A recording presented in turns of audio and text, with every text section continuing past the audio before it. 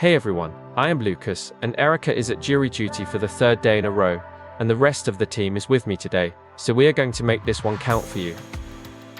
Most veterans with tinnitus or hearing loss have never seen the document that could make their claims significantly easier to win. The VA publishes an official table called the Duty MOS Noise Exposure Listing. It already rates your military job title as high, moderate, or low probability for hazardous noise exposure. 2. That listing can concede the very thing most veterans struggle to prove. Last episode, we covered depleted uranium exposure. Today we shift to the most common service-connected disability in the VA system, hearing loss and tinnitus, which together affect more veterans than any other condition. The MOS Noise Exposure Listing is the tool that connects your military job to your hearing claim, and most veterans with ringing in their ears have never seen it. The listing works on 3 tiers.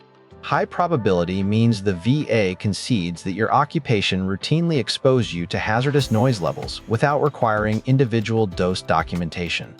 Moderate probability means the VA acknowledges significant noise exposure but may require more supporting evidence. Low probability means you will need independent evidence to establish in-service noise exposure. The story behind the listing is important. The VA created it because hearing claims were being denied at high rates due to veterans having no way to prove the specific noise levels they encountered during service. The listing is the VA's own acknowledgement that certain occupations routinely produce hazardous noise, and it shifts the evidentiary burden in favor of veterans in those roles. Strategically, a high probability MOS rating is one of the cleanest evidence advantages available in VA claims. You do not have to track down audiograms from your service years. You do not need to find a buddy who remembers how loud the artillery was, and you do not need a physician opinion on whether your job had noise. The VA has already made that determination. Your job is to file and document your current hearing condition. Today's panel, short version. Mark is here. I will help you set a pace you can sustain to the end of the video. Kai here. Throughput of learning beats volume of material. I optimize for throughput. Isabella here, the storyteller frame. Who, what, at what cost? Grace here, strategy is a way of seeing. I will share the lens. Fine, that is the team for the episode, and the meter is on as we head into the topic. If you are a 13 Bravo, you are looking at some of the most extreme noise exposure in the entire military occupational classification system. Artillery cannon fire produces peak sound levels exceeding 150 decibels. Every round fired is a hearing damage event without proper protection.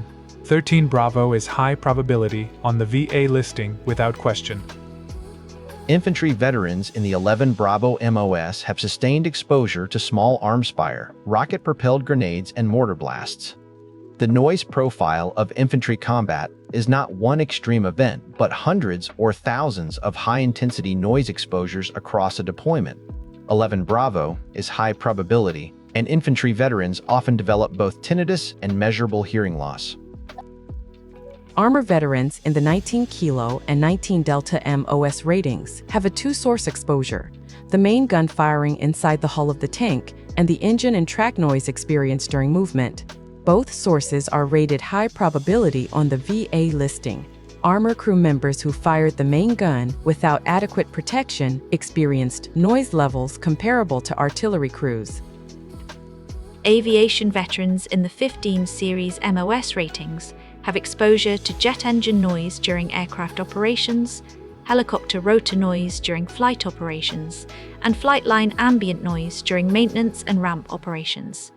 Aviation jobs are consistently rated high probability on the MOS listing, and hearing loss is one of the most common conditions among career aviators and flight line crew.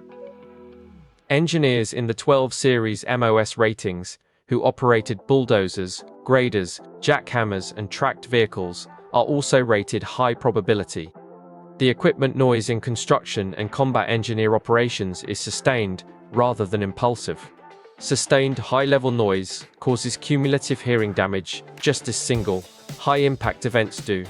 Wait until you see how many support occupations carry the high probability rating. Moderate probability occupations include many vehicle operators, air traffic controllers, and communications specialists. These roles had significant but less consistent noise exposure compared to combat arms. For moderate probability veterans, a C&P exam documenting current hearing loss and a statement about the noise sources in their specific duty environment is typically what separates approved from denied claims. Here is one that catches veterans by surprise. Navy boiler technicians and machinists' mates who work in ship engine rooms are rated high probability for hazardous noise exposure on the VA listing. The enclosed machinery spaces of Navy vessels produce sustained noise levels at or above hazardous thresholds. Navy engine room veterans can use their rating the same way artillery veterans do, as a concession of in-service exposure. Low probability does not mean your claim is lost, Jen. It means the VA will not automatically concede in-service noise exposure based on your MOS alone. You need to build the exposure evidence separately. That evidence can include unit records showing your proximity to high-noise equipment, statements from fellow service members who served in the same environment, and your own detailed description of the noise sources you encountered. Research shows that veterans with low probability MOS ratings who file with a combination of a service audiogram showing normal hearing at enlistment, a current audiogram showing measurable loss, and a lay statement describing the noise environment during service have significantly higher approval rates than veterans who file with only the diagnosis and no noise history documentation. The extra paperwork is the investment that wins the claim. Good point, Isabella. If your MOS is not on the high probability list, Freedom of Information Act requests to your unit can surface noise measurement studies and safety reports that demonstrate the noise levels in your operational environment. Industrial hygiene records from base installations and published military equipment noise data are also in the public domain and have supported claims before. Hearing loss is rated under 38 CFR 4.85, which uses a two-axis table to assign a Roman numeral rating from 1 to 11. The two inputs into the table are the pure tone average threshold and the speech discrimination score. Your position on that table determines your disability rating, which can range from 0% up to 100%. The pure tone average is calculated by averaging your hearing thresholds across 4 key speech frequencies: 1000, 2000, 3000, and 4000 Hz. Veterans with noise-induced hearing loss typically have a characteristic high-frequency dip in the audiogram. That dip reflects the frequencies most damaged by impulse and sustained high-level noise exposure. The speech discrimination score comes from the Maryland CNC test, which measures your ability to correctly identify spoken words without visual cues. A high pure tone threshold combined with a low speech discrimination score is the profile that produces the highest VA ratings. Some veterans have significant speech recognition difficulty that their pure tone average alone does not fully capture. The Roman numeral rating on the table translates into specific disability percentages for each ear separately, and the two ears are then combined using VA math to produce the combined hearing loss rating. A veteran rated Roman numeral 1 in both ears receives a 0% rating for hearing loss, while Roman numeral 11 in one ear receives a 100% rating. Most hearing loss claims land somewhere in between. Good point, Isabella. For the C&P audiogram, make sure the examiner conducts both the pure tone air conduction test and the Maryland CNC speech recognition test. Some examiners skip the speech recognition test if the pure tone result looks borderline. If the speech discrimination test is not conducted, request that it be included, because that score is often what moves a veteran up 1 or 2 rows on the rating table.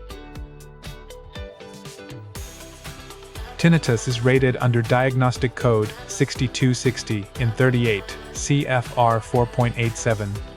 It carries a flat 10% rating regardless of the severity of the ringing, buzzing, or other sounds the veteran hears.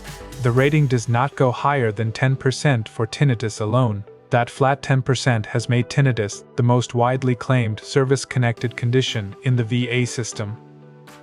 One of the most common misconceptions among veterans is that bilateral tinnitus, meaning ringing in both ears, receives a 20% rating because both ears are affected. It does not. VA policy rates bilateral tinnitus at the same 10% as unilateral tinnitus. The rating reflects the condition itself, not the number of ears affected. Both ears ringing is 10%, period. Veterans who discover this are often disappointed, but that flat rate is still worth filing. The key strategy is to file both hearing loss and tinnitus as separate conditions in the same claim package. They are rated separately and combined. A veteran who receives 10% for tinnitus and 10% for hearing loss ends up with a combined rating of 19%, not 20%. Those combined ratings then continue to stack with other service-connected conditions under VA math. Establishing the nexus for tinnitus is generally straightforward when your MOS is on the high probability list. State, on your claim that tinnitus began during service. Describe when you first noticed the ringing and connect that onset to your high noise occupation. The MOS listing concedes the exposure, and your statement about onset completes the nexus. Good point, Grace. Even a 10% tinnitus rating has long-term financial value.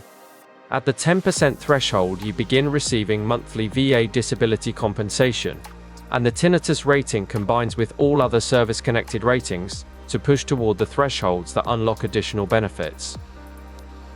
At 30% combined, dependents can be added to the rating.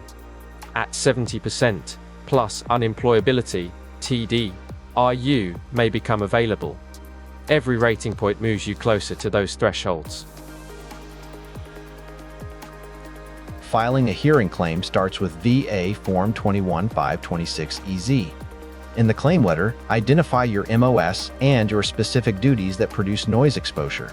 Describe when you first noticed hearing changes or tinnitus during or after service. For tinnitus, a brief description of the onset is often sufficient to document the in-service connection. Reference the VA duty MOS noise exposure listing by name in your claim letter. You do not need to attach it because the rater should already have access to that VA publication. But naming it explicitly tells the rater that you know your MOS rating and that you are invoking the concession it provides. Veterans who do not reference the listing often face unnecessary requests for additional noise exposure evidence. If you have any concern that the CNP audiologist may not conduct the full Maryland CNC speech discrimination test, schedule a private audiology evaluation before your CNP appointment. Bring both results to the CNP exam. A private audiogram that shows worse speech discrimination than the CNP result can be submitted to challenge an inadequate examination. Good point, Grace, because knowing the process is how you protect the quality of the exam. Imagine a veteran who served as an 11 Bravo infantry soldier for 6 years, filed for both tinnitus and hearing loss using the high probability MOS designation, and received a combined hearing rating of 20% plus 10% for tinnitus. Those 30 combined points pushed his total service-connected rating to 30%, which added dependent benefits for his spouse and children. That is the real-world value of knowing which form to check and why. If you forget everything else from this episode, remember the VA duty MOS noise exposure listing already has your job on it, and it may already be conceding the exposure you thought you would have to prove. Look up your MOS, file both hearing loss and tinnitus, and describe your onset in your own words. Tell us, in the comments, what your MOS was and whether you have already filed a hearing claim. Okay, it is quiz time. Let's find out what stuck. T. Think through each question carefully before you answer. Tap the thumb, tap the bell, tap the subscribe. We will see you in the next episode. An artillery veteran with MOS 13. Bravo files a tinnitus claim. The VA rates 13. Bravo is high probability for hazardous noise exposure. What does that high probability rating do for the veteran's claim?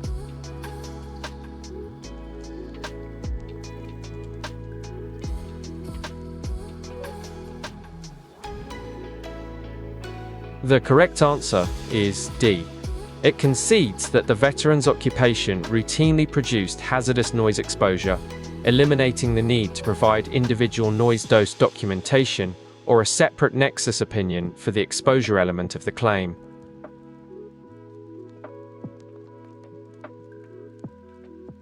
A veteran has tinnitus in both ears, confirmed by audiology examination. What is the standard VA disability rating for bilateral tinnitus under diagnostic code 6260?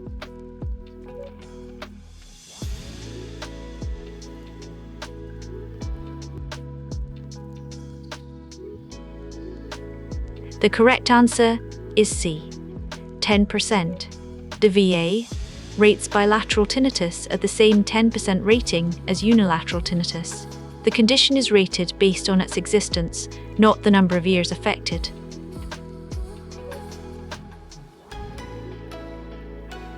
Under 38, CFR 4.85, what two test results determine where a veteran falls on the hearing loss rating table?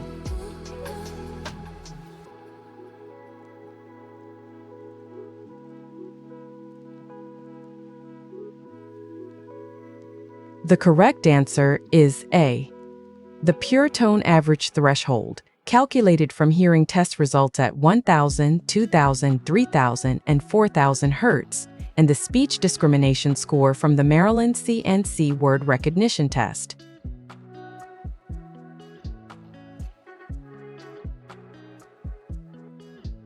Here is your takeaway from today.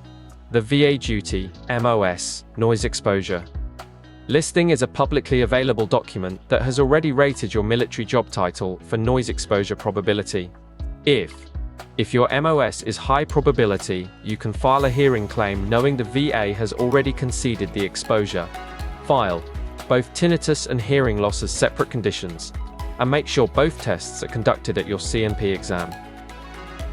3 years from now, you will thank yourself for pulling up the MOS listing today and checking where your job falls before another year goes by without a claim on file.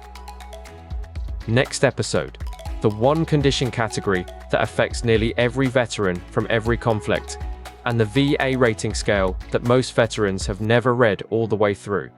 Wait until you see how many veterans are rated lower than they should be because they never requested a rating increase. Subscribe so you do not miss that one.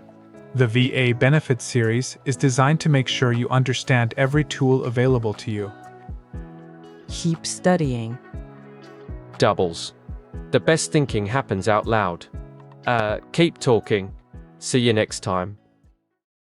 Erica just sent a photo of her coffee with a smiley face. I am choosing to interpret that as a rave review. Lucas, signing off.